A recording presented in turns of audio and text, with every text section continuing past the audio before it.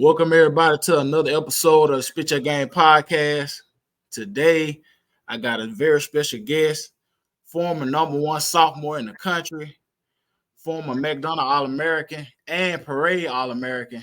I got my guy, Renardo Sidney. What's good, bro? What's up, man? How you doing? Man, I'm good, man. I appreciate you, man, for jumping on, man. That's it's all mean good, a lot bro. to me, man. Real talk. Yes, sir. Yes, sir. What you currently doing, man? I'm a head basketball coach at Fulton High School out here in California, and I own my own bodyguard business. So I do a lot of bodyguard for a lot of rappers and movie stars and actors and all that. Okay. Yeah, okay. What made you get into bodyguard, man? What you just decide? I mean, it's just like I was in basketball. I was a dominant player in basketball. I'm a dominant bodyguard. So, I'm #1 bodyguard in the world. Yeah. Yes, sir. What about the big boy? The bodyguard with that be with the baby. What's his name? King Kong. Yeah, Kane. I ran up on him, man. I made him look like a little monkey. He ain't no King Kong. I'm the gorilla, the big gorilla. Yeah. All right. So born and raised, man. Where you was born and raised? I was born and raised in Jackson, Mississippi. Okay. Any siblings? Yeah, I got two brothers. There's one of them 38, the other one 35. I'll be 34 this year. My sister be 33 in March. Okay, cool. So we all close. Okay. Any kids? Yeah, I got a 6-year-old son, man, who's my best friend, man. Yeah. It was a blessing. He was a blessing. He in the sports any? Oh yeah, man. He played football, man. You know what thing? I never trained him for football, man, but he was the #1 4-year-old in the flag division.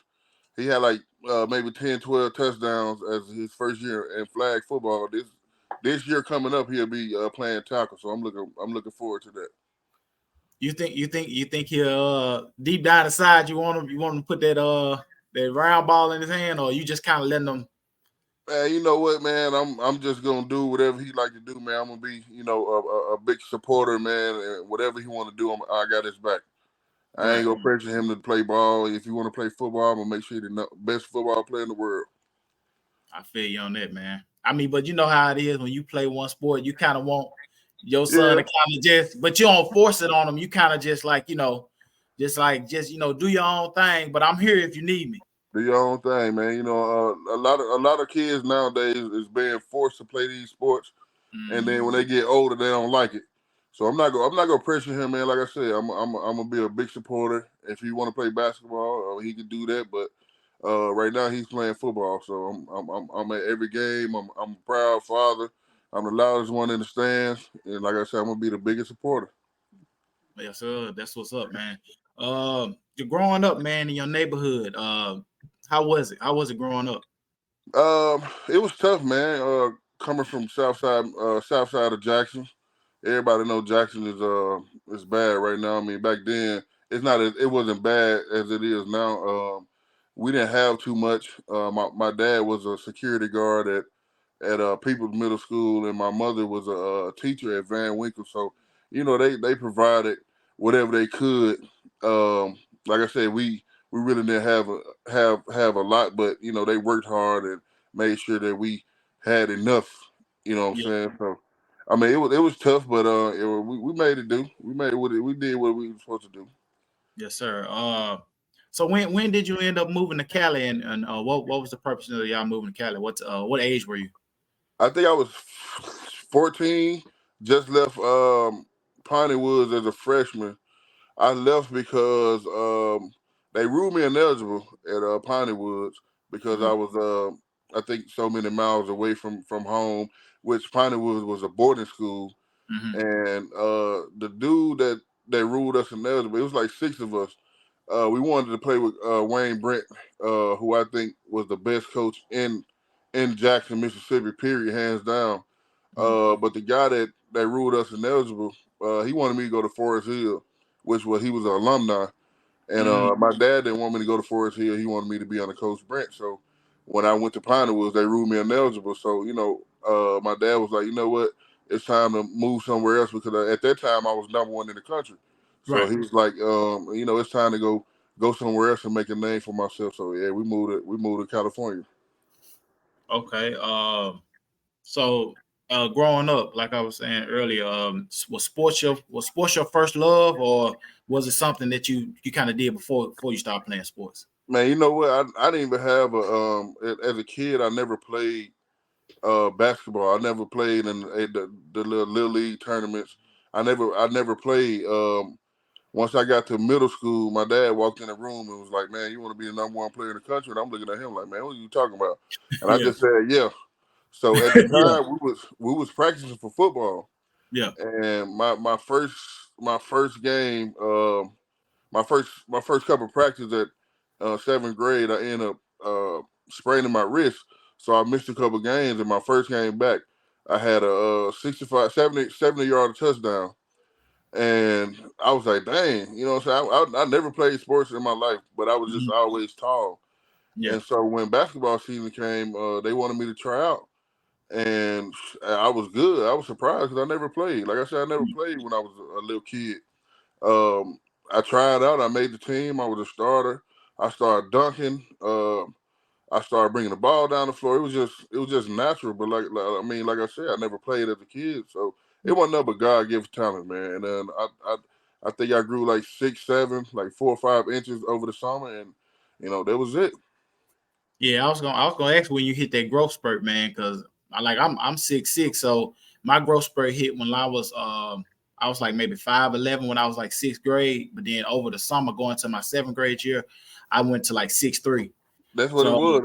I was yeah, like 5'11", 6 feet. Over the yeah, summer, I grew 7 inches. I was 6'7" in the seventh grade. dang, And I that's a went to hell the of number one school, number one middle school in Jackson was People's Middle School. We was dominant. We never lost. I never lost a middle school game for the last 3 years, 2 years. okay.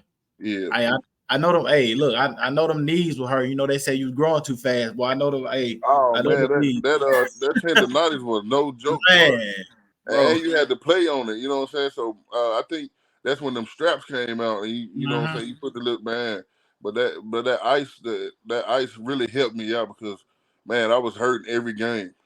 Man, I already know, bro. Trust me. So you played middle school at People's, then like you say, you moved to Cali. Um, your really your freshman year, right? Or was it your sophomore? You say My your sophomore. sophomore year, yeah, I was at Pineywood my freshman year. Okay. So your sophomore year, you was at Artesia. Yeah, I was Um, at Artesia with James Harden. yeah, averaged 18 points, 9 rebounds, got all state honors, and you led them to a state championship, right? Yes, sir. Yes, sir. So, man, I mean, as a sophomore leading the team to a state championship in Cali, like how did you feel about that, man? Knowing you still had 2 more years left, basically to dominate. Well, just coming from Jackson, man, a lot of people was wondering why we went out there, but just being on the team with James Hart, he made it easy for me to go out there to do, do what I do. You know what I'm saying? James was good, but I was the, I think I was the leader of that team, and I was just a dog, man. Coming from Mississippi, I just had that dog in me, and I was hungry. I wanted to, be out there. I wanted to be in every game. I wanted to dominate every game. So, just me winning that championship was very special, man. And I had James Harden. I had a good team, man. Shit, our second team could have started before. That's how good we were. Just imagine that practice, man. We used to go at it. We had James Harden. We had Malik Story, AJ Gaspar. We just had a lot of talent, and we had an NBA schedule. We played like 5 games in 4 days. We ended up going to North Carolina at one of them times, and then came back and played a game, and then played another game. So it was fun, man. Yeah, Malik. I remember Malik's story, man. Like I remember, didn't he go to Villanova or something? Did he He go to went to Oak Hill, and then he went to Nevada. Nevada? Okay, I don't know why I Yeah, thought he went to a pure Nevada. shooter. I never seen nobody. He shoot like Stephen Curry to me. A Yeah. pure shooter. Yeah, I remember that name, Malik Story. Yeah. So your junior year, you averaged 24 points, 13 rebounds, but it wasn't for Artesia. It was for Fairfax. Why did you transfer? We had 13 seniors at the time at Artesia, and they all graduated. So it was only 3 returners. It was me, Malik Story, and our point guard. And then Malik Story ended up going to Oak Hill. And Okay. my dad was like, "Man, you know, you're not gonna have no help. So let's find a school in the city." So we end up. I wanted to go play with Russell Otis at Dominguez, but that didn't happen. So we ended up going to Fairfax. Okay. So is that so? Your junior year, is that when all the allegations and stuff kind of took place? No, that was my senior year. Senior year, going into your senior year. Yeah, I mean, it probably went. It probably was a junior. It probably was my junior year. Like I said, I didn't know anything until I was grown up. Yeah, So I yeah, was yeah. just, I was just really just playing ball, and I mean, I hadn't, I'm knowing that we had all this stuff, but I didn't care, man. Shit, yeah, I you was just happy, having fun. You just a kid, just what I'm Yeah, saying, just have fun. I was just playing basketball, man. You know what I'm Yeah, saying? And I really couldn't be a regular kid. Like go to like amusement parks and stuff like that. It was all about basketball, and yeah, that's why I was so good. My dad, my pops was like Joe Jackson of basketball, man. And yeah, yeah, he was tough on me. yeah. So going into your senior year, average 26 points, 13 rebounds, McDonald All-American, man, playing with some of the best players in the country, man. How did that feel to get that nomination, which I'm sure you probably already knew you was gonna get, but to play with all types of high school players all over the country, man. How did that feel? Man, that was a blessing, man. I had fun. We was in Miami. We swim with dolphins, man. We signed a lot of autographs. We went to the McDonald house. Just being around them guys, man, and just knowing all that talent was in the room, man. That game was, you could have just imagined, man. That game was awesome. I think we ended up losing by like 2 or 3, but I think I ended up having like 14 points. And my daddy was mad. And I was wondering like why he was mad because I mean, I know why he was mad. He wanted me to get MVP, Yeah, but MVP. it was a point guard game. You know what I'm saying? Everybody was point guard. It was only a couple big dudes. You know what I'm saying? So Yeah. he was mad, and so I had to go to the Jordan Brand and get MVP so he won't be mad no more. So let me yeah, let me make it up to you, pops. yeah, yeah. Like I said, he was tough on me, man. He was tough, Yeah. but it made me a great player. And I don't regret anything that he did. Right.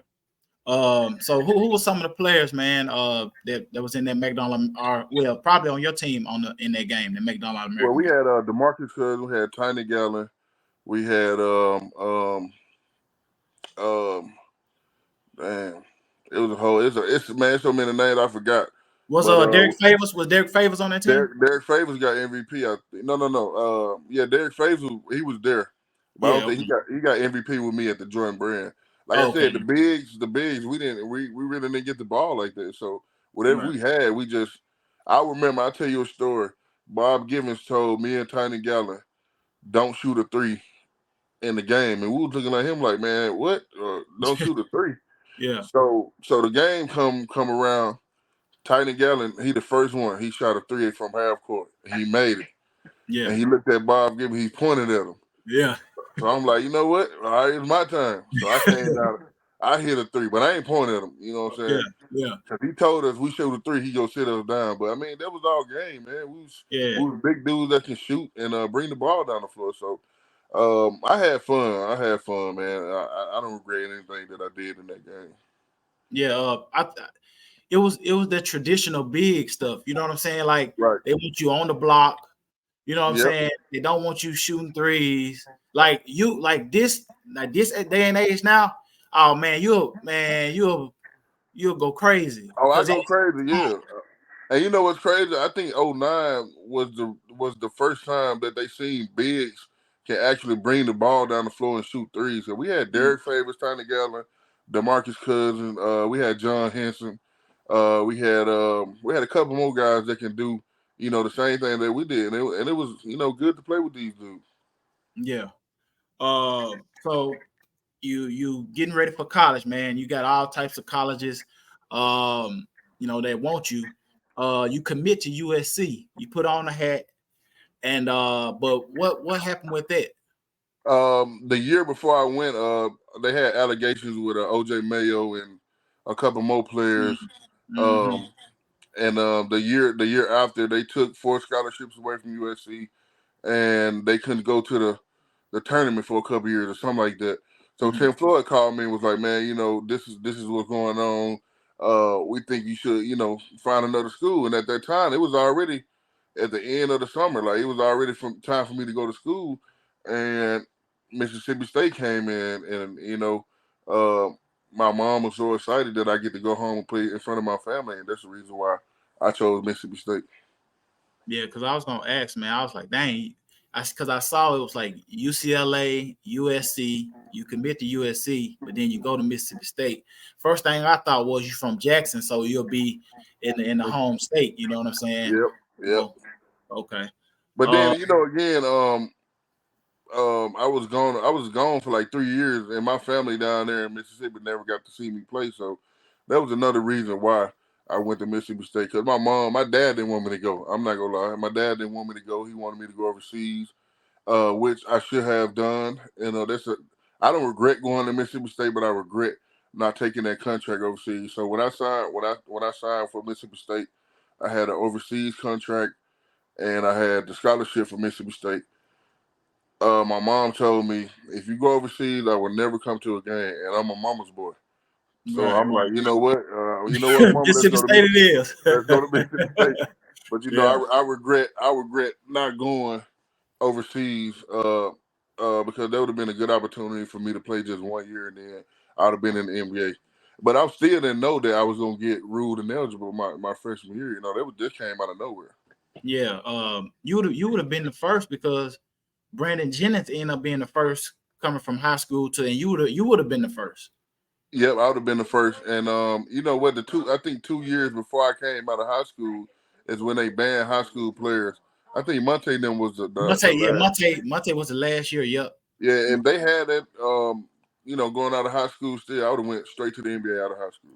Did you just hearsay? Did you hear any rumors like, hey man, if you would have went, if the NBA was there, you would have been this pick, that pick? Did you I'd have hear been anything? number one. I was gonna be number one pick. I was the number one pick. And you can Okay. look at the mock draft, and you can go back and see that I was gonna be number one pick coming out of high school. Yeah, they Even they had they had you projected in your sophomore year as, you know what I'm saying, when your year came that you would have been the number one pick. yep, But yep, they didn't know the that was when it was legal, you know what I'm saying, right, to go from high school to NBA. But then once they changed it, yeah. yeah, yeah. Um so you at Mississippi State, and like you stated earlier, you suspended your whole entire freshman year. So when you found out about the allegations or whatever, what went through your mind? I was hurt, man. I mean, like I said, man, I was there just to play basketball, man. I don't know nothing about, I didn't know at the time nothing about what they said I did. And you know what's crazy? They only got me for some Laker tickets. You know what I'm saying? Now you paying these guys millions of dollars to go to college, and you took a whole year and 9 games of my sophomore year for some Laker tickets. I mean, it hurt me, man, because I mean, at the end of the day, I didn't take anything. My mom and dad took it, and Mhm. for them to do me like that, man, I was hurt. I was distraught. Oh yeah, yeah. But that's crazy though. Some Laker tickets that you didn't take. Exactly. I It mean, was, who it wouldn't was want to? Who wouldn't want to go to a Laker game? And yeah, to this day, I don't regret my dad for doing whatever he did, because he was looking out for his family. Like I said, I grew up with nothing. Shit, yeah, who wouldn't want to go live in a $1.2 million house? You know what I'm saying? Having exactly. cars. I Yeah, go home and got boxes of shoes from Nike, Reebok, Jordan. I had everything I want. Shit, I wasn't worried about no damn no college, the room in Melbourne. I was just playing ball. I was just living life. yeah. You, like you said, you enjoying. You a kid, man. You seeing this stuff. You thinking it's normal. Like, hey, this more to come after this.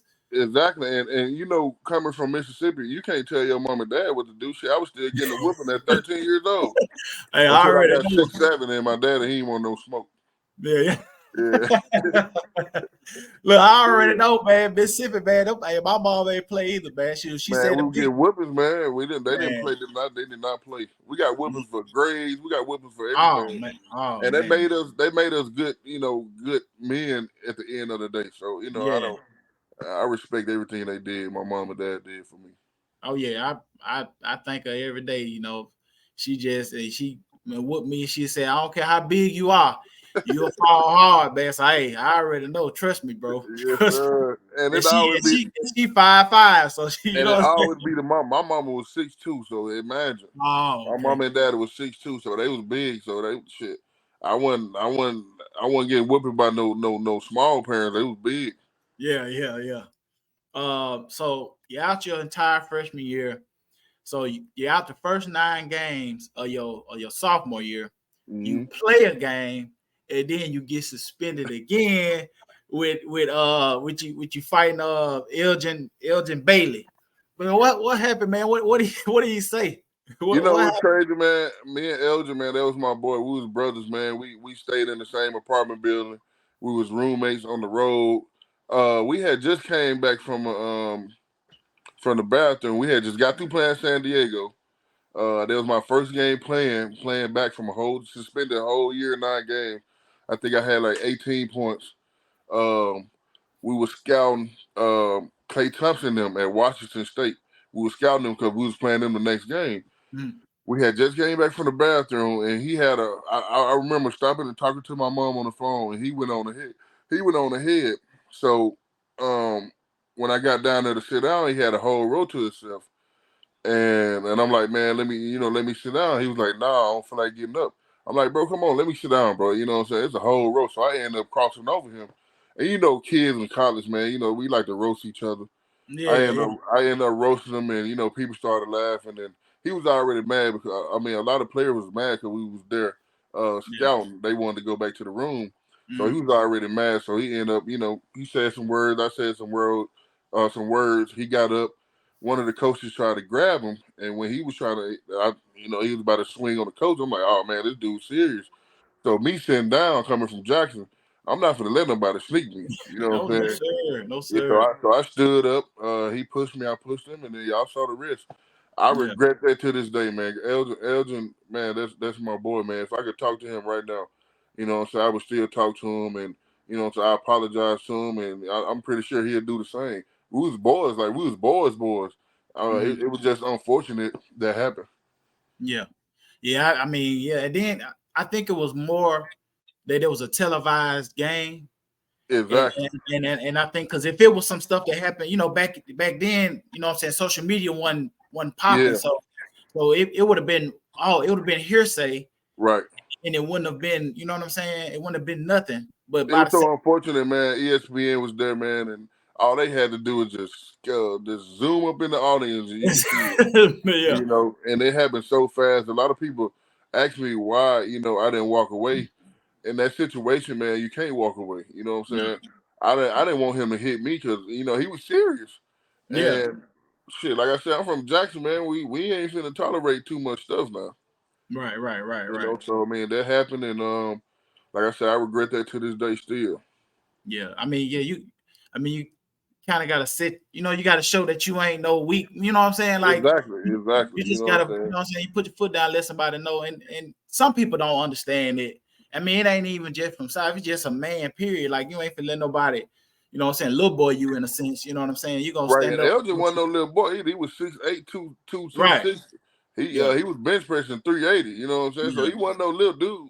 yeah, You know what I'm yeah, saying? So it was just so unfortunate, man. And Elgin, if you hearing this, man, I love you, man. I hope you reach out to me because I've been trying to reach out to you for these couple years, and I hope you blessed. yes, sir. Yeah, I don't understand that, man.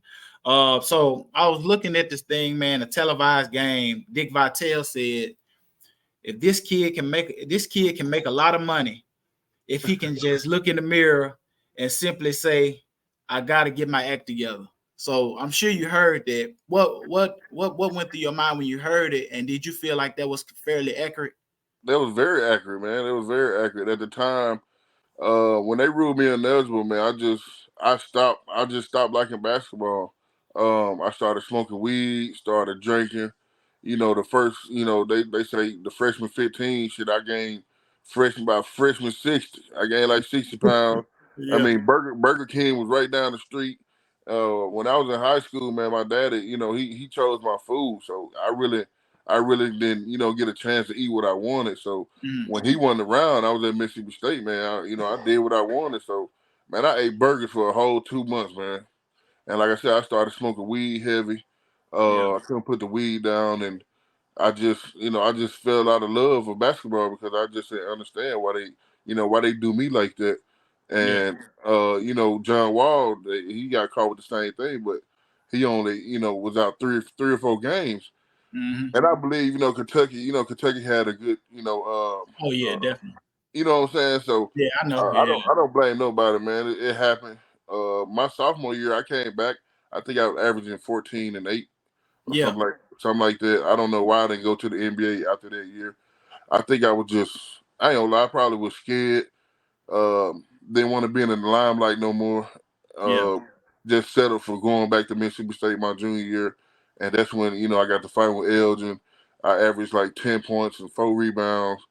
I didn't want to be there no more. Me and Coach Stanberry was getting into it a lot. I got to fighting with a lot of players. It's a lot of stuff that happened that Yeah. didn't come out. Yeah. So everybody was blaming me because the Yeah. whole coach staff got fired. But it's a lot of stuff that happened on that team. I mean, we had a lot of knuckleheads. You know what I'm saying? It's a lot Yeah. of stuff that happened that they only blame me for, and I'm not finna, put nobody's name out there. Right. It was Right. Right. just, unfortunate that they blame me. So I really was trying to get out of Mississippi State. Yeah. Do you think you had the, I guess you could say, the Draymond Green effect? You know what I'm saying? Where it's like they feel like you're the troublemaker, so everything just gonna be you, regardless of what it is. It's gonna be you. Yeah, and I put myself in a lot of situations, man. I'm like, half of that stuff was me. Yeah. I was me and D Boss was the number one and number two shit talkers in college. They had us in magazines, so I Yeah. was always, man, talking noise to people, man. I talk noise to Anthony Davis. I Yeah. talk noise to everybody that we played, man, and I was a hothead, but who wasn't? Right. I looked at KG, his game. He was just look at him. He gonna talk noise to you. He was All day. yeah. You know what I'm saying? So it was just like I said, unfortunate that they blame me for everything that went on in Mississippi State. Yeah, yeah, that was wild. So your junior year, I think you averaged like 9 points. So at that time, your junior year, you, like you said, you just really wasn't even like, you was like, it's whatever, man. Like I didn't want to I'm play no more. I was shit. I was passing coaches doing curfew checks out of town. I was smelling like weed. I mean, I didn't care no more. But there's nothing they could have did because I was that talented. I was yeah, still go out there. I started. You know what yeah, I'm saying? You're not giving a damn about anything. And I still started. And yeah. I was just trying to get up out of there. I mean, I love Mississippi State. I had a great time. The fans, the students there, like I had a good time. But it was just time for me to leave, and that's why I left early. Okay.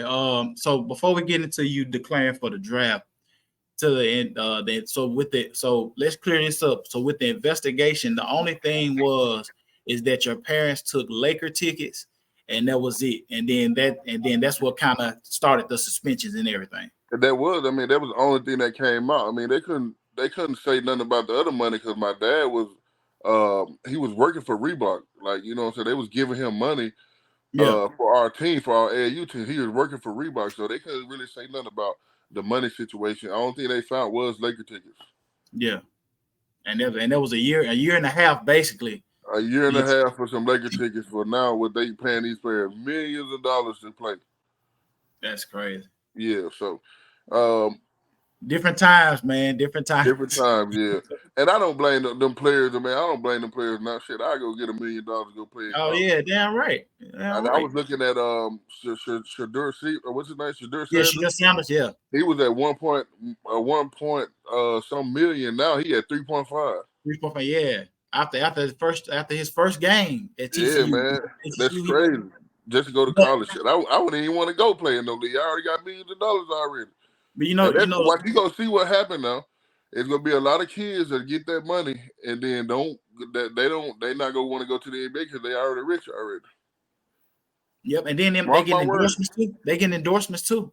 Endorsements. He was just on with the KFC. They whole family on the KFC. Whole family. Even the one that don't, even the one that ain't playing sports on Yeah, there. yeah. The one that do the camera, he on there. Yeah. So it's just amazing how, like you said, the time changes, man. And like I said, they took a whole year and 9 games in my sophomore year. That was like my life, man. And Yeah. if I would have played my freshman year, man, we'd have won.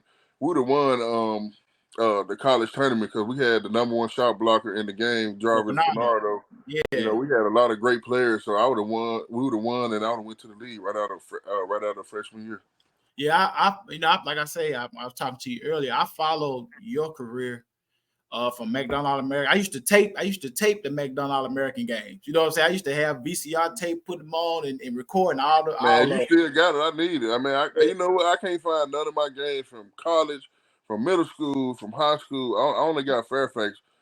And like I said, I'm finna do my documentary, so I need all the games. So if you yeah, got anything, I need it. yeah. Yeah, I got your number. If I can search through this old stuff and if I can Yeah. find it, I got you because I got an old VCR. I had to go Oh, that's find where it was at. I The had to go find VCR, it. yeah, yes Man, sir. I had to go find it. Look, I looked on Amazon for a VCR. They like $300. I was like, God, What? man, hey, That's what they doing now. yeah, hey, because ain't nobody having no tape, so they know it's an Yeah, antique. Like, but right. but yeah. So after your junior year, you declare for the draft. Take us through that process of you declaring for the draft and the things you kind of did to prepare. Man, I didn't prepare, man. I ain't have no agent. I didn't have nothing, man. I thought, my talent alone, my name alone would get me, to the NBA. So I ended up flying back to Jackson. I was at my brother's house. We had like a little party with just family. And I didn't know. You know what I'm saying? Like I said, I still thought my talent alone would have got me. I didn't work out for no teams. I didn't have no agents. So we looking at the draft. Okay, first round. I knew I wasn't going first round. I thought I was gonna go second round. The last pick was some dude named Renardo something. Renardo. I can't never forget this. Either the last pick or the couple picks before. His name was Renardo something. I forgot what was his name. And I thought it was me, and I jumped up and he said the last name. I said, "Oh man!" So after that draft went out and I didn't get drafted, man, I went outside and cried because I didn't know what else I was gonna do. I was only, uh, I was only playing ball. Like that's the only thing I knew. So I Yeah. went outside and cried, man, and I called my mama. She was sick at the time. She was in the hospital. She was really almost, on her deathbed. Thank God that she got better. But I didn't know where my daddy was. I think he ended up moving to Vegas. I didn't know where he was, so I was lost. I didn't know what I was gonna do. I ended up calling one of my family and friends, Raymond Brothers. He was Zach Randolph's agent. I ended up calling him, and he told me to come to California. He gonna help me out. So I ended up getting on the flight. He put me in the biggest loser camp so I could, lose weight. And I lose weight and just get in shape. I was there for a week, and I ended up leaving because I'm like, man, I don't need this. Yeah. Still smoking weed. Mm-hmm. Like I said, I just lost the love of the game, and I think a couple years after that, I ended up going to another weight loss camp and ended up losing like 20, 30, 40 pounds, and I was really in shape. But then I was following around this girl that really broke my heart. You know what I'm saying? And Yeah. I just stopped playing. So after that, I end up, I said, you know what? Let me just get off my ass and, just, go make some money. I end Yeah. up getting a contract overseas to Canada. Okay. And I end up going to Canada, Prince Edward Island, and play with them for half a season until I got cut because I ended up started doing the same thing I was doing, in college, being immature, smoking weed, not producing on the court. So they end up cutting me. And after that, man, I just retired. So I wanted to ask, did you go into a state of depression? I was very depressed, man. I used to sleep on the beach, man. I used to sleep in my car. Everybody that was in my corner when I was in high school that thought I was going to the NBA, they wouldn't give me a penny. And I would call them. I would ask for stuff. People would let me, stay in their house. Everybody that I helped a lot of kids. My daddy, was in the AAU team. We helped a lot of kids get to where they at now. A lot of kids, a lot of dudes that's in the NBA, they there because of us. You know what I'm Right. saying? Because we put them in we put them in a we put them in damn man. What a predicament place.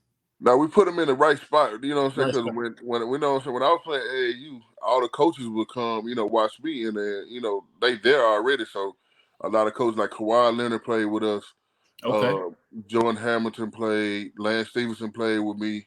We had a lot of players that played on our AAU team that benefited off of me being the number 5 or number 1 player in the country because all the college coaches was coming to see me, and that's how they got to college.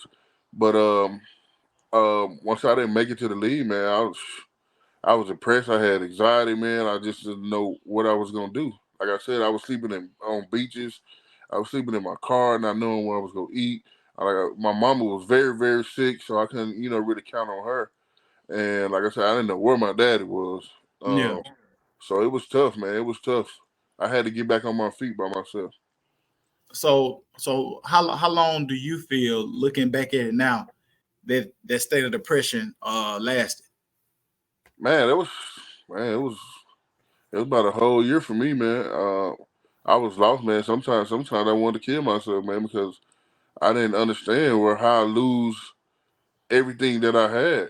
You know what I'm saying? And Yeah. not knowing where my daddy was, who was always in my corner, who was always my answer. You know what I'm saying? When I needed, to do something, he was always there for me. And not knowing where he was at, I was lost. And at the time, man, I came out here. I was by myself. All my family in Jackson, Mississippi. So Right. I was out here alone. So one day I just started praying again, because at the time I put God out of my life, man, and growing up down south, we used to go to church every day. Oh, yeah, You know definitely. what I'm saying? So I know who he was. literally, literally every day. Every day, Bible study, crowd rehearsal, men's meetings. It was just every day, and um, I took God out of my life, man, and one day I just started praying. I started praying and getting back on my knees, man. And once I put Him back in my life, man, everything changed. I got up, started back working out. I started, like I said, I was almost 600 pounds at one point, and at this time, I was just eating myself to death. And when my son came, like I said, that's who changed my life. When my Yeah. son came, he changed my life. I got Yeah. up. I went to go try out for the Lakers D League team, Mhm. and I could always remember this. That first time I tried out, I was so tired. They thought I was I thought I was trash, and they told me not to come back the next day. And I don't know what made me come back. I called the coach and said, "Coach, just give me one more chance." And I Mhm. went back the second time, and I killed it. I Yeah. killed it, and then they gave me a chance to play with the Lakers D League team. I played with them for about a year. I could never get my blood pressure, together, so I ended up Mhm. leaving. Yeah. Then I went overseas. Okay. Yes, the LA Defenders, right? It was the Yeah, Defenders. defenders. Yeah, I Yeah. played with them. They had Garrett Flowers, the one that played at Southern Miss, Yeah. when they was Okay. averaging all the points. Yeah, we had him, Courtney Force, and they had a lot of good players, and I was killing all of them. Yeah. I just couldn't get my blood pressure together. Um. Did you? So, is you still talk? You still talk to your father now? Yeah, I talked to him on and off. He always gonna be my road dog, man. He always gonna be my best friend. I love him to death. Mhm. He's putting the blame on himself for me not making it to the league, and I tell him all the time, "Yeah, you did what you did, but you still wasn't the person that was playing on the court." So I had to go out there to perform, Right. and what I'm saying. And to this day, he still blame himself. And it wasn't like I said. I don't blame him for anything. We came from Mississippi. We didn't have nothing. Uh, whatever he did, all the stuff that he did, he was looking out for his family, and I love him to death to this day. Yeah. I mean, it's like right now you got a child. You'll do anything for your child. You Right, know what I'm saying? So, I mean, you can look at, like, it'll be different if they was doing it selfishly. You know what I'm saying? They was doing like just me, me, me, me, me, but they was right. doing it really to help everybody. Like To you make said. sure that we had everything that we wanted, and You know what? Me as a 12, 13-year-old, I took care of my family. I mean, if it weren't for me, we wouldn't have all that stuff. You know what I'm saying? Right. If I would have quit playing ball right then and there, we'd have probably went back to Mississippi with nothing. Right. So at that time, I had a lot of pressure on me to, take care of my family, man. As a 12 and 13-year-old, and I couldn't be a regular kid. I couldn't go to Yeah. amusement parks and have a girlfriend like that. It was all Right. about basketball, man. And once I got to college, man, they ruled me in eligible. It was just like, man, what to do now? And I was lost at that time. Yeah. So looking back at it right now, is it something that you look back at and be like, man, why the hell I do that? Why did I go back my junior year? I mean, 14-8, man, back in the day, and especially my name, I would have been top 5, top 10 pick Oh in the yeah. NBA, hands Yeah. down. I mean, 14-8. That was in college. Well, that was great. That was good numbers. I don't know to this day. I don't know why I went back for my junior year. I just don't know why. But I don't. I don't blame nobody but myself. Right. God do everything for a reason. Maybe the NBA wasn't my path. Maybe, protecting people is. That's why I got my own bodyguard business. I'm Right. still training kids. I'm still, coaching kids. Maybe that was my path. So I look at it that way. Right. I mean, that's understandable. And you like you say, still you working with kids, you protecting people lives. So that could have been your calling. You know what I Yeah, mean? I'm traveling. Last year I actually went back to coach at Fairfax. I was the head JV coach over there, and we had a great year. I mean, and we probably Okay. lost 5 games. We won a couple tournaments. Our high school, the varsity team, we lost in the championship to Taft. So just going back to that school, and I was reminiscing everything, man. My jersey retired there. Okay. Um, it was just going to these schools, different schools that when I was playing, it was just me, just reminiscing, and I had to get out of there, man. I had to because I already put my mark on Fairfax. So Right. this year I'll be coaching at Fulton College Prep. It's in the Valley. They haven't won a game in 2 years, so I'm looking forward to just turning that program around and um, just being the best coach I can be, man, and teaching these kids more so about life than basketball because we don't know what these kids go through off the court. I want to be like a father figure because some of these kids don't have a father. So just Right. me being there for them, and I got a great life right now, man. It's a blessing, man. It's all a blessing, bro. So you are working with kids, man. Has that like even when you was younger, is that something you would have done even after you let's just say you made it to the NBA? Was working with kids something you always kind of wanted to do? Man, if I would have made it to the NBA, man, I wouldn't be training no kids. Man. I'd Yeah, probably be somewhere on the island somewhere. Like I said, everything happened for a reason, man. And right, I love kids now, man. Just teaching these kids the stuff that I went through. I went through a lot of great coaches, and I right, took everything that I went through and I program it into these kids and making sure they don't go through the same stuff I went through as far as making your own decisions about your life. Yeah, your parents can have a say so, but you got to be the one that's out there playing. Don't let them control your life, man. Make your own decisions and just go out there and just ball, man. Just ball. Don't worry about nothing else. Just ball. right. So I got a couple wrap it up questions, man, and then we're gonna call it fair, bro. Some things that come to mind when you hear these names of places. Jackson, Mississippi. It's gonna always be my home, man. I'm always gonna be a country boy. I'm never gonna move back down there, but I'm always be a country bro. I'm always gonna rep Jackson. My family is down there, and I'll never forget it. Okay. Mississippi State. Oh man, it was one of the places where I grew up as a man. Like I said, I had a great time down there. I learned a lot. If it weren't for Mississippi State, I wouldn't be doing the stuff I'm doing now. So Yeah. I'm always gonna be a bulldog. I'm always gonna want to go back to some games and yeah. Okay.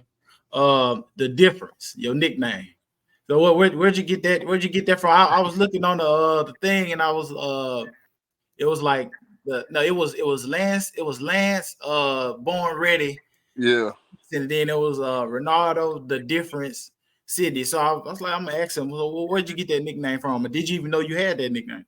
Man, we was sitting in the garage, man, me and my dad, and he was like, because my dad had made the garage out of his a man cave. He had like 5, 6 TVs out there, couches. Yeah, So I go out there and talk to him, man. And the one day I was just sitting there, he said, "The difference." I said, "What?" He looked at me and said, "Your name, The Difference." I was like, "Why?" He said, "Because nobody your size can do what you do. That's why they call you The Difference." And I roll with it. And I love it to this day. My bodyguard company is called The Difference Protection. So that was, I mean, I felt it was a good name. I feel like, the thing that he said about nobody my size can do what I did. I felt that, and I rolled with it. I got it tattooed on me. The difference. yeah. I mean, you gotta think about it. You six what? I'm 6'10"? 7 feet now. I'm a footer now. You're a footer. Okay, so Yeah, at that time you was what, like 6'10", at 6'11"? 6'10", 6'11", yeah. Yeah, and I mean, you handling the ball, you shoot. So I mean, you see it more now, Right. but not back then. Like I said, back then we set the tone. That '09 class, the Yeah, big that was in that class, we set the tone. Like yeah, DeMarcus then they was bringing up the ball, but I was a legit point guard. Like I was mm, out there handling the ball. I was bringing the ball down in crunch yeah, time. Like I'm shooting the ball like anytime I want. I was the leader of the team. So yeah, I was the difference yeah. Basically, hey, basically. perfect name. Yes Uh, sir. one of the toughest players you had to guard. Uh, Derek Favors and DeMarcus. Because we was the same, like the same player. Mm, Them two hands down was that they weren't tough, but it was a competition. I yeah. don't think nobody that I guarded was tough because I was guarding point guards. I think uh my first player that I ever played, Earl Clark. I was at ABCD camp Okay. and Earl Clark was killing us. And Coach Brent said, "Man, go guard him." Earl Clark at the time was like 6'7", 6'8", Yeah. and I locked him down. And from that moment, man, I just think nobody could guard me, and I could stop whoever I'm guarding, Makes sense. especially if I'm in shape. If I'm in Yeah. shape, man, I was a dog. I mean, could nobody mess with me. Yeah. I used to, man, amaze myself. Sometimes I did a move or did something. I'm going back down the court like, man, I can't believe I just did that. Yeah. So to revert back earlier, so you basically gravitated to basketball. Like your dad kind of just like, hey, you getting into basketball again, or how was it the gravitation to basketball? I know you say you started playing football. Mm-hmm. So you saying you just kind of just like, let me try basketball and end up being good with it, right? It's kind That of was talent. it. That was Yeah. it, man. And I can always remember that first practice of people in middle school. We had a 5-on-5, and I was just killing, man. And I'm like, man, I could be really good at this, man. And Mm, the season was going on, and I'm bringing the ball down the floor, I'm dunking, I'm shooting. And like I yeah. said, as a kid, I never played. I Yeah. never even tried out for no kind of team because, like I Yeah. said, we was poor, like we couldn't afford it. Mm, So just being out there, man, I mean, it was a blessing, man. It was God gift talent, man. It was God talent. That's what He gave me. So I was yeah. always that good. Yeah. Top three all-time power forwards. Your top three all-time power forwards. I got to go with K Jizzle. Yeah. Um, uh, was Kareem a power forward? Now he was more of a center. He was center. Yeah. You know what's crazy? I don't. Okay, I got you. Kevin Garnett, Mm, me. okay. Um, that's a whole lot of power forwards. Good. Yeah, Well, it is. Sean Kemp a power forward, right? Yeah, Sean I Kemp. like Yep. Sean Kemp, man. Sean Kemp. Yeah. Okay. The best advice a coach ever gave you. It's a dirty game, and that was James Wright, my first AAU coach Mm, from Jackson, Mississippi. He told me, always remember it's a dirty game, and I could always never knew what he was talking about, but I knew as growing up he was saying life is a dirty game. Playing ball is a dirty game, and always, protect your emotions and protect yourself because people will hurt you. At the end of the day, Yeah. people only want something from you, and he Right. always told me, man, it's a dirty game. Yeah. Best advice that you've given to your kids? Make your own decisions. Like I said, if I would have made my own decision back in the day, I think none of this stuff would have happened. Well, some of it would have happened, but I think my mom then would have, at least listened. Mhm. Like I said, you got to be the one that's playing, and you got to be the one that's going through all the blood, sweat, and tears. So make your own decisions for yourself. Yeah. The last question I always ask, man, if you could change, I know you said earlier about you would have left your basically your sophomore year and went back your junior year. But besides that part, would you change anything else about your journey? That fight, I would have changed that fight because it made people look at me a certain way, and I'm not like that, man. I was just so passionate about basketball, and people thought I was a head case, man. And after that fight happened, man, the whole Mississippi State just hated me, and I wish I can, go back and uh, stopped it or walked away or something because I'm not that type of person, man. I'm fun loving, man. I got a great heart. I just like to help people, man, and yeah, I would have liked to change that. Okay. Well, Renardo, man, I appreciate you, bro. I reached out to you, man, and you responded. I felt like a little kid for a minute. I was like, man, it can't be him, man. It can't be him. But I appreciate you, bro, for your time. I'm gonna reach back out to you soon as it's over with. And hey, man, all shots out to you, man, to your family, your youngster. You good luck on the season, man. When you get ready to coach, man, and I'll salute to you, bro. I appreciate it, man. I appreciate you for having me, man, and God bless you. Yes, sir, man. Yes, I'm sir. catching with you. Yes, sir. All right. All right, game These up. times I wanna be alone. Granny died on the same couch I used to sleep on. I can hear voices saying, keep going. Keep going. Don't stop now, nigga, just keep going. Destined for greatness, I've been knowing. Just happy I get to shore. Watch hella my niggas blow it. Apprehended for a blower that carried multiple bodies. Dropped on his lawyer to show him I really got him. Still Lil Tim if you knew me before I was mine. Shit brazy, we really made it. Square footage outrageous for this location. Overly spacious. 4G auto sitting under the spaceship. Pure motivation. Wake up every daily and chase it. I'm heartbroken. I had the extra streets while you breaking. All my niggas gon' keep taking them. Overdosing ain't that far off, it's relatable. Held my head high even when I'm incapable. To see how far we take it, gon' continue to hustle. Strength for growth is birthed through continuous struggle. Hey, look what we endured, and we still ain't crumbled. Still ain't fumbled, I know they waiting for that. Fuck an hourly wage, ain't got the patience for that. Mama understand, she can't save me, I'm black. Father understand, he can't save me, I'm black. Ain't say nothing about them skits, so my gangsta intact. Too broke the league, felt like I was chained to the track.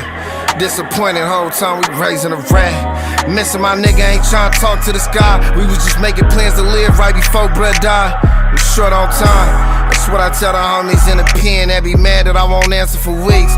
Like y'all remember times when I was broke and I hit you niggas phone for a put on, you ain't answer for me. Damn, it feel good to finally land on my feet. Damn, it feel good finally stand on my feet as a man should.